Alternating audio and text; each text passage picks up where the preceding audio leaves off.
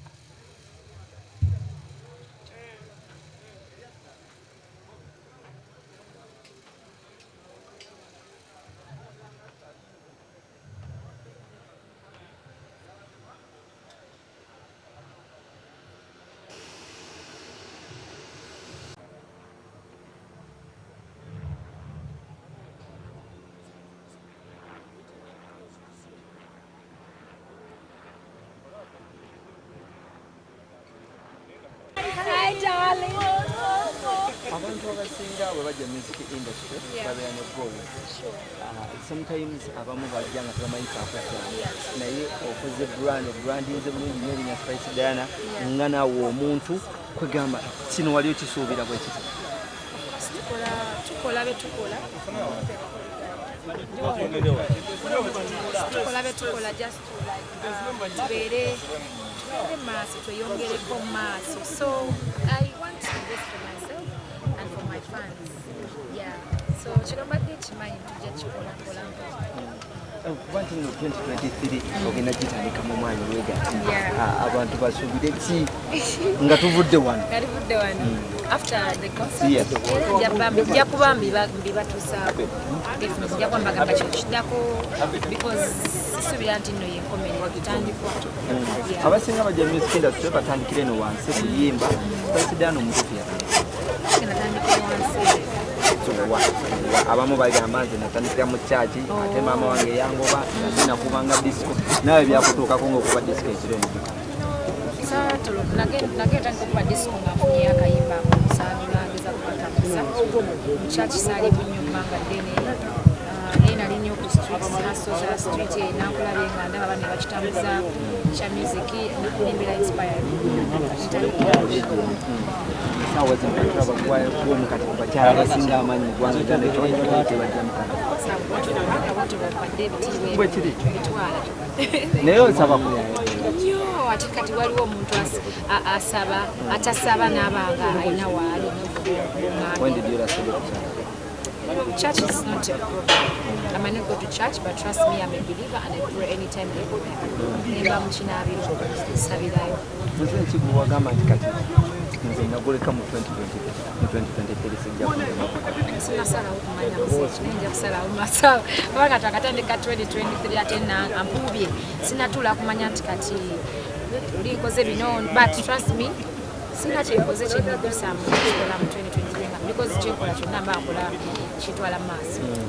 Ani agenda okubeera ku nnyambala kuba kati abantu batandika okugamba nti gwe wafuuka designer ebyokwambala twabikulekera n'ebisambi ebirungi gwasinga ebisambi ebirungi amagulu amalungi naye simanyi oba kamera gayiwanga abiraba soko giromu abiraba kamera gayiwanga soko giriyoko kugumba anyway tubeeyo ekyokwambala of course fani wange ali yajja mu concert olunaku lwekya asuubire ennyambala ennungi etasitaza but trust me you will love it because engoye nazifulumira mu ggwanga ningenda nimbaako byenoonyaako nengatako n'ebyawaka nekyali wange design omukwazanya lwange lwaita bas ng'otunudde mu kamera ezo zonna abantu bayite olunaku lwankya emiryango gigulwawo saa mmeka mwenna mbayise bannange sogadde media mbayise anyway mwe mbaddengawo ebbanga lina bayibawebeebaza naye n'enkya mbayita muje temutya because security nungi everything is going to be amazing bendowooza mukeereeko because abantu tusuubira abawerako okusiza kuteeka sente ze tutunze mwongere n'okusaba wedde bennungi January bwetyo bizaabuza okutonyawe waka but tusabe nti whether banungi na buli ave wakanga nja wano nakolecha mukama amukulembere amen balinze yes Chara muleka agende wali kulaiva. Oli muyimbi, so it's okay. Tukwagaliza shenungi. Thank you so much darling. Tukwagaliza shenungi banange. Ayi mwebale kutegeka, mwebale kuleta kwa staging ya amaanyi. Ekimazeyo kyonna. So agira. Wow. South America mu Uganda. Oshegera. Abantu babitadde dda so bambi tusaba bana Uganda bajje. Kayo ka excitement. Bananye nno. Neka excitement kanzi senazo wane kiro sawa mwenda. Ogwekiro nga bacha setting up. And I was so excited. I tell you mulaba biwero because they're still setting up. I mean, at Savannah, Uganda, but Jiva get Spice Diana. Abantu banje bade babuza tickets eza ordinary. Yeah. Ante chebako. I know. Banje bade babuza tickets eza ordinary. So tubasaba bambi mwenna abasobola before tomorrow. Bobosobola funa ticket yetu kumutwalo gumuna ekitundo genda ku momope. Noteka ko star 165 star 98 hash. No dialing anojifuna kumutwalo gumuna ekitundo. Mu bwangu. Naye encha zigenda kubera ku bei ya zentufu kubanga abantu banje abazitutte tickets eza VIP.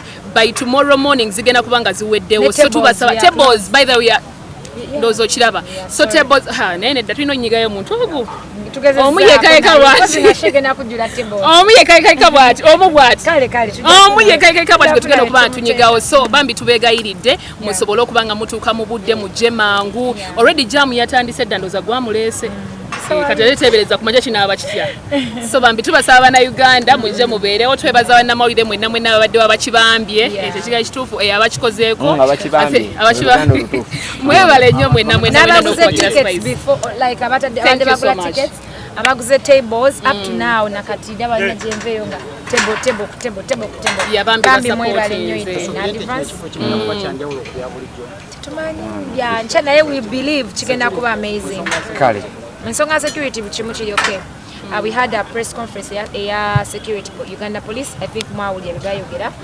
Kutekateka ya security. We have bouncers to our police. Era omuntu enayitekateka mbukumba busimu. Simanyi obogena funa mukisogo. Simanyi nenga zo zinabeerawo.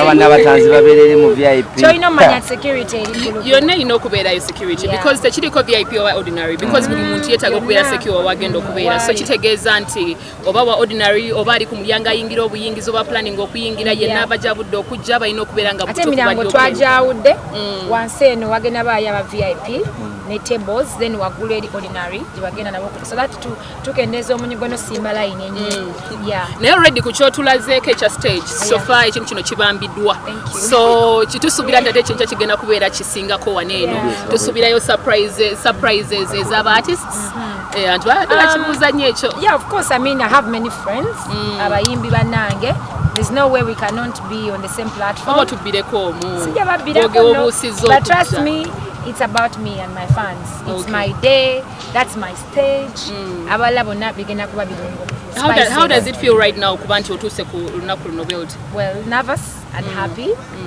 I'm very very happy because twadenga tulinda miezi tumanyi bwoba oteka concert tukanta mnoga banji kyeyo oba tekisoboke naye bwotuuka mu nnaku zino ezisembayo ogamba gye wala so katika kijje so I feel like I'm blessed okuba nga ntuuse ku lunaku luno nga tubala just sawa pressure erietya pressure tebulawo but ekirungi ka pressure ka nti tuyina tables nyingi we are selling tickets that's where the pressure is but ebira byonna biri okay I mean so katono nnyo ku nyambala yo kubanga otero wajja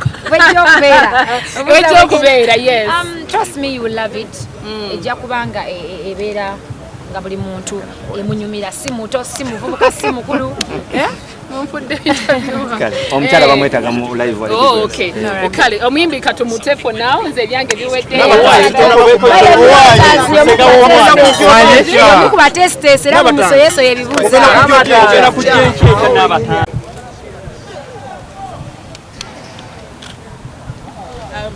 there's also the 500 from Olivia Kakande Miss Uganda naye amutumye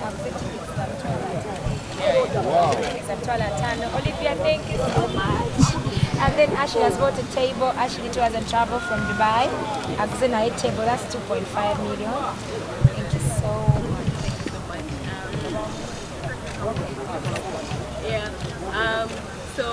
Thank you. Ffe ng'abasajja watukoleddeyo oluyimba abakazi babadde batwepankirako nnyo kati oluyimba abasajja twaluwambye buli musajja yenna ali e Uganda ng'alina kye yali akoledde mukazi we oluyimba lwo lwe tukozesa bwe ntwala mukyala wange awutu nga mugamba sirirejjula naguze dda tebo ku kanso nkurage nedda tokwata sagala kumenya sagala okowenca omanye bannayuganda mugenda ne muddaawo ne mugamba mumanyi wisdom oyogera ennyo baginteredde na muno tuli ku tebo mugiraba ate wallahi njikweka wala sigenda na kujja mu mpalanti kati ngenda gisulamu nga nsi side emu mugiraba njagala oleeta omuntu wo omukole wakoze ekintu twali twateeka standard buli muyimbi akola show mu January oyina okubanga weetegese nti ojja tuleeta spice ogenda kulaba abantu bakwagala nga tetunazza baana ku masomero twamaze dde okujjako sente spice namaze dde okugamba eno international school taiba zijje zange nsooka tebo ya spice